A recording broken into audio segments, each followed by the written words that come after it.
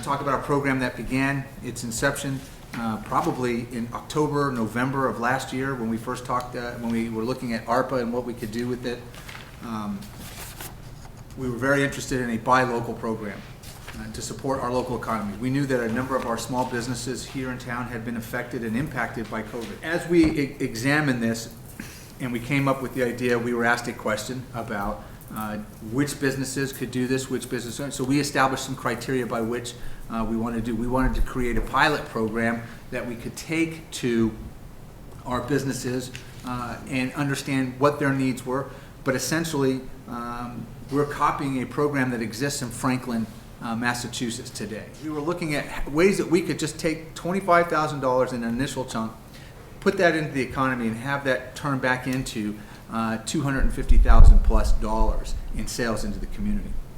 So we ran through a litany of what could we print it? Could we have somebody else print it for us, right? These big red bucks, if you will. We even had the concept of making them look like, tender, legal tender. We actually went back and were concerned about if we did that, could they be counterfeited? And how do we do this, right? We also engaged a print company to look at using Mylar, right? That could not be photocopied, right? So if you did, it would distort the image and you couldn't use it. We had everything from serial number ideas. So we kind of brainstormed and pulled together some of the ideas, and we thought we had a pretty good idea, and then we went and met with the businesses. So $25,000 of cards, they're $5 cards. We would issue, and this is the math here, 25 businesses would each receive 200 cards. That's $1,000 per business. If we ordered 5,000 cards they're 35 cents each, so that's $1,750 for the 5,000 cards.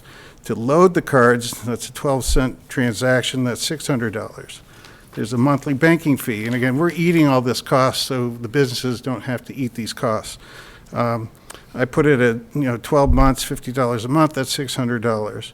A redemption fee of 12 cents per card, that's $600. A monthly reporting fee of $100, so that's $1,200. So that gives us $5,150 for the overhead on 5,000 cards. If we went up to 10,000 cards or $50,000 worth of cards, we'd have a little bit of a savings, but we're not there yet. So that's why we're asking for the $5,150. We decided that this needs to be targeted at small businesses, not some of the larger retailers that are in town.